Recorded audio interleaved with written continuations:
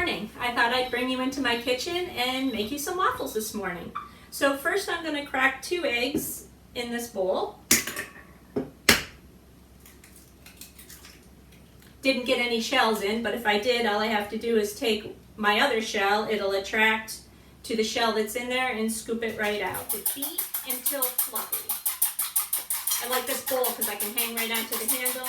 I'm going to add my milk. I'm going to add some melted butter to this. A little bit of vanilla. You could choose other flavorings if you like. Now I'm just going to pour it into my dry mix. In here I had some flour, sugar, baking powder, and salt. Now I'm going to stir this around and I'm just going to incorporate the ingredients until they're moistened. I don't want to overbeat because I don't want to develop gluten and have tough waffles. It will be a little lumpy when you're done, and that's okay. The flour will continue to incorporate some of the liquid here. I have my waffle iron preheated. Open this up. It's ready to go. Now I don't want to spray this or anything. No need to spray. It has a non-stick surface and it'll stay nice and non-stick as long as you don't put any sprays on it. So no greasing at all. So now I'm going to fill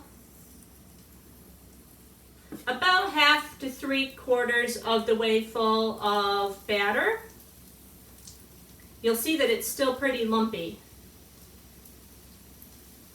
Now this last square, I'm going to overfill so you guys can see what kind of a mess that I could potentially make in this waffle iron.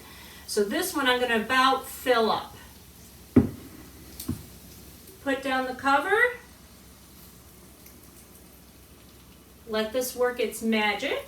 I take these ball jars. I will put all of my dry ingredients in here, measure it out. When I have all my dry ingredients in here, I just shake it up like this.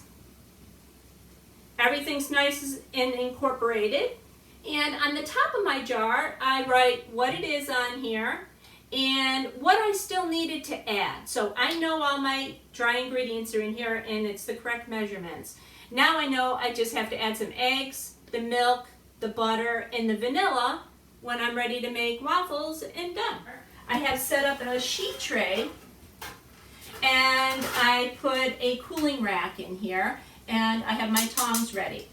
When these waffles are done, I'll put them on top of here, just pop them in a 200-degree oven, wait till my next ones are done, and then that way they stay nice and hot. I also have some bacon going over here, if you can see this. You can see the steam coming up. So inside here, the waffles are rising. Hopefully they'll be nice and light and fluffy on the inside, and they will have a nice crunchy exterior to them. In a regular waffle iron, a lot of times you overflow and it's going all over the sides, down the sides, and it is a mess to clean up.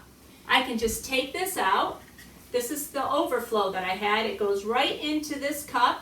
This also has a non-stick surface on it, so I can just clean that out underneath the faucet and done. Check and see what's going on. Okay, so you can see that they rose. You can also see that this waffle here, I didn't put enough in there, but that's okay. And we still have to go for more time. But what else can I do in this waffle maker? I can make grilled cheese sandwiches. Kids love that. People have made like brownies or cornbread in here. Anything that you make in here that cooks on both sides will make a nice crispy exterior. So we have some browning starting in the centers, but we're still not done yet. I have this set right now at about a 3. If I like them darker, I could set it at a higher temperature, or if I was cooking something else that I wanted to take a longer time, like maybe if I was making my cornbread, I'm going to set this at between 2 and 3, and then it'll take longer so that inside really gets done.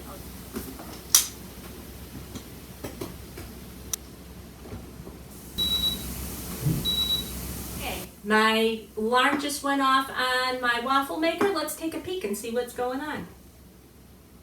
Ooh, they look perfect. Nice and crunchy, crispy on the outside. Let's take some of these off. This is the one that I didn't fill up enough, but it's still pretty. You can see both sides. Look at the nice even browning that we had. Let's break this right open and see what we've got. Oh, look at that. Look at the nice fluffy interior. That looks great. I'll put it on the warming tray. I washed my hands. Break these apart. You can take a look at the waffle iron and see that I don't have any sticking at all in this waffle iron. And we have waffles. If you want the recipe to this, you can go on our website and you'll find it there. Thank you for watching.